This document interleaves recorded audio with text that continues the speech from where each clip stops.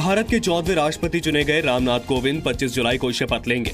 राष्ट्रपति चुनाव में कोविंद ने विपक्ष की उम्मीदवार मीरा कुमार को बड़े अंतर से हराया। रामनाथ कोविंद को 65.65% वोट मिले, जबकि मीरा कुमार को 34.35%। कोविंद को मिले वोट की वैल्यू 7,02,044 है, जबकि मीरा को मिले वोटों की वैल्यू 3,67,314 रही। अपने राष्ट्रपति चुने जाने को कोविंद ने भारतीय लोकतंत्र की महानता का प्रतीक बताया। राष्ट्रपति के पद पर मेरा चयन भारतीय लोकतंत्र की महानता का प्रतीक है।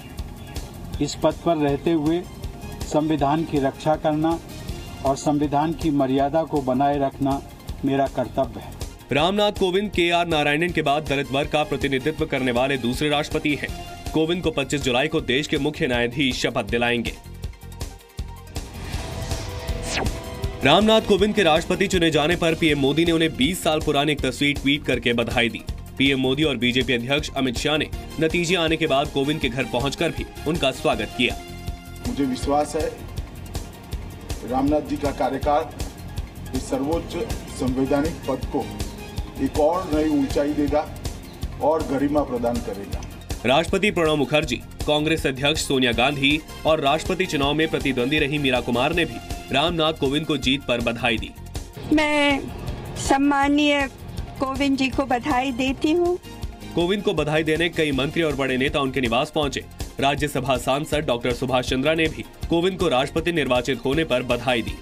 कोविंद जी, आपका नेतृत्व हम सबके लिए बहुत लाभदायक होगा। कोविंद की जीत पर कानपुर में उनके पैतृक गांव से लेकर देश के कई हिस्सों में जश्न मना, मिठाइयां बांटी गई। बहुत अच्छा लग रहा है, वी आर वेरी प्राउड। सारा परिवार बहुत खुश है, सब लोग साथ में बैठे हैं और जो लोग बाहर हैं वो भी आएंगे, सब साथ में बैठेंगे और बहुत खुश हैं। राष्ट्रपति चुनाव के जरिए बीजेपी ने विपक्ष की एकता को एक और बड़ा झटका दिया है। कोविंद के पक्ष में लगभग हर राज्य में क्रॉस वोटिंग हुई। हर विपक्षी दल के विधायकों ने पार्टी लाइन तोड़ते हुए कोविंद को वोट दिए। बीजेपी के मुताबिक कोविंद को गैर एनडीए दलों से 116 वोट मिले। महाराष्ट्र में 23 विधायकों ने, गुजरात में 13 विधायकों ने, उत्तर प्रदेश में 8 विधायकों ने, मध्य प्रदेश में 6 विधायकों ने, पश्चिम बंगाल में 5, त्रिपुरा में 7 विधायकों ने, तेलंगाना में 6 विधायकों ने, गोवा में 5 और दिल्ली में 2 विधायकों ने रामनाथ कोविंद के समर्थन में क्रॉस वोटिंग की। गुजरात में सबसे ज्यादा क्रॉस वोटिंग होना कांग्रेस के लिए बड़ा सदमा है, क्योंकि राज्य में इस साल विधानसभा चुनाव है। बंगाल और त्रिपुरा में क्रॉस वोटिंग होने से ममता बनर्जी भी बैकफुट पर हैं।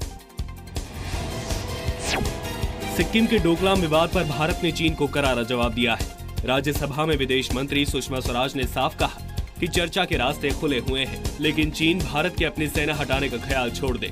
सुषमा ने कहा कि चीन उसके भारत और भूटान के बीच ट्रांजैक्शन पॉइंट को लेकर समझौते का खुला उल्लंघन कर रहा है। उनकी इस हरकत को पूरी दुनिया देख भी रही है, समझ भी रही है। सड़कें भी बनाता रहा, कभी कच्ची, कभी पक्की, कभी थोड़ी पक्की, कभी वो सड़क टूट गई। वो चीजें उनकी चलती रही, वो गतिविधियां उनकी लगातार जारी थी। इस बार वो बुलडोजर, एक्सकेवेटर्स ये लेकर के आए और उनकी नीयत इस बार ये है कि वो ट्राई जंक्शन तक पहुंच जाएं। इससे पहले डोकलाम को लेकर चीन की नई बौखलाहट सामने आई। चीन ने भारत और उसके बीच तनाव की वजह भारत में हिंदू राष्ट्रवाद को बताया। चीन के सरकारी अखबार ग्लोबल टाइम्स ने लिखा, भारत में उभर रहे हिंदू राष्ट्रवाद की वजह से भारत चीन के बीच युद्ध हो सकता है। चीन के विकास से भारत को खतरा महसूस हो रहा है। भारत में राष्ट्रवाद के नाम पर चीन विरोधी भावनाएं भड़काई जा रही हैं। चीन पैंतरेबाजी के बीच राष्ट्रीय सुरक्षा सलाहकार अजीत डोवल के 27 और 28 जुलाई के चीन दौरे को अहम माना जा रहा है। डोवल ब्रिक्स देशों के एनएसए की बैठक में जा रहे हैं। डोकलाम पर चीन के एनएसए से उनकी चर्चा हो सकती है। सरकार ने कांग्रेस पर बीफ पॉलिटिक्स करने का आरोप लगाते हुए देश में जबरन माहौल खराब करने की कोशिश का आरोप लगाया है। मॉब लिंचिंग पर और कथित गौ रक्षकों की हिंसा पर जवाब देते हुए वित्त मंत्री अरुण जेटली ने कहा कि कानून अपना काम कर रहा है, विपक्ष हर घटना पर राजनीति ना करे। जितनी घटनाएं अभी तक हुई हैं, उसमें हर एक में कानूनी कार्रवाई एक व्यवस्थित सिस्टमैटिक तरीके से हुई। इससे पहले मॉब लिंचिंग पर बहस शुरू करते हुए नेता प्रतिपक्ष गुलाम नबी आजाद ने सरकार पर वार किया। गाय के नाम पर जो लिंचिंग हो रही, हमारी आपत्ति उस पर है। जेडीयू के शरद यादव ने भी आरोप लगाया कि धर्म के नाम पर हिंसा से अब लोग बसों और ट्रेनों में सफर करने से डरने लगे हैं। कानूनी कार्रवाई काफी नहीं है। जम्मू कश्मीर बॉर्डर पर भारतीय गांवों और स्कूलों को निशाना बनाए जाने पर भारत ने पाकिस्तान को कड़ी चेतावनी दी है। भारतीय सेना के डीजीएमओ ने पाकिस्तान के डीजीएमओ से चर्चा में सीमा से सटे स्कूलों पर फायरिंग का मुद्दा उठाया और पाकिस्तानी आर्मी की हरकत पर कड़ा एतराज जताया।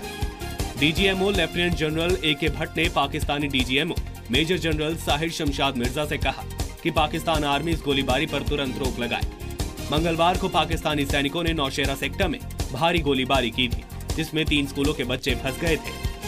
भारतीय सेना ने 250 से ज्यादा बच्चों और टीचर्स को मोबाइल बंकर और बुलेट प्रूफ गाड़ियों से रेस्क्यू किया था। दूसरी तरफ पाकिस्तान विदेश मंत्रालय ने 2 दिन में दूसरी बार इस्लामाबाद में भारतीय डिप्टी कमिश्नर को तलब करके सीमा पार फायरिंग पर ऐतराज जताया।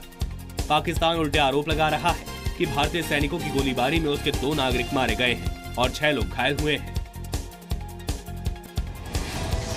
राइट टू प्राइवेसी पर सुप्रीम कोर्ट की संवैधानिक बेंच में चल रही सुनवाई पर केंद्र सरकार 25 जुलाई को अपना पक्ष रख सकती है। दूसरे दिन की सुनवाई में 9 जजों की संवैधानिक बेंच ने अहम टिप्पणी की। कोर्ट ने कहा कि निजता का अधिकार ऐसा नहीं हो सकता कि पूरी तरह से दे दिया जाए। सरकार के पास कुछ तो शक्ति होनी चाहिए जिससे वो इस पर तर्कसंगत बंदिश लगा सके। कोर्ट ने याचिकाकर्ता के वकील से पूछा, जब आप एप्पल जैसी प्राइवेट कंपनियों को पर्सनल डेटा दे देते हैं तो सरकार को ये डेटा देने में क्या दिक्कत है? दोनों मामलों में क्या अंतर है? याचिकाकर्ता के वकील ने दलील दी कि प्राइवेट कंपनियों से करार होता है जिसके उल्लंघन पर कार्रवाई का रास्ता खुला होता है, जबकि सरकार के साथ ऐसा कोई करार नहीं होता। सुप्रीम कोर्ट में इस सुनवाई आधार कार्ड की अनिवार्यता से जुड़ी हुई है। संवैधानिक बेंच सुनवाई कर रही है कि राइट टू प्राइवेसी नागरिक का मूल अधिकार है या नहीं। आईसीसी के महिला क्रिकेट वर्ल्ड कप में ऑस्ट्रेलिया को हराकर टीम इंडिया फाइनल में पहुंच गई है। टीम इंडिया का इंग्लैंड से फाइनल मुकाबला रविवार को लॉर्ड्स में होगा। सेमीफाइनल में टीम इंडिया ने ऑस्ट्रेलिया को 36 रन से हराया। टीम इंडिया ने पहले बैटिंग करते हुए हरमनप्रीत कौर के तूफानी शतक की बदौलत ऑस्ट्रेलिया के सामने 281 रनों का लक्ष्य रखा। हरमनप्रीत ने 115 बॉल पर 171 रन बनाए, जिसमें 20 चौके और 7 छक्के लगाए। जवाब में ऑस्ट्रेलियाई टीम सिर्फ 245 रन पर ढेर हो गई। टीम इंडिया महिला क्रिकेट वर्ल्ड कप के फाइनल में दूसरी बार पहुंची है। 2005 में ऑस्ट्रेलिया ने फाइनल में टीम इंडिया को 98 रन से हरा दिया था। जी मीडिया ने देश में उर्दू भाषी लोगों को एक बड़ा तोहफा दिया है। जी मीडिया का उर्दू न्यूज चैनल लॉन्च हो गया है। जी सलाम की लॉन्चिंग पर एसएल ग्रुप के चेयरमैन डॉक्टर सुभाष चंद्रा मौजूद रहे। डॉक्टर चंद्रा ने कहा कि देश में उर्दू बोलने और समझने वालों का एक बड़ा वर्ग है। उन उर्दू भाषियों के लिए जी सलाम बड़ा तोहफा है। The Urdu speakers also have their aspirations. Don't think that only अंग्रेजी बोलने वालों के एस्पिरेशंस होते हैं। उर्दू भाषा बोलने वालों के भी अपने इच्छाएं, अपने सब चीज़ होती हैं, उनका भी ख्याल रखें। All the best.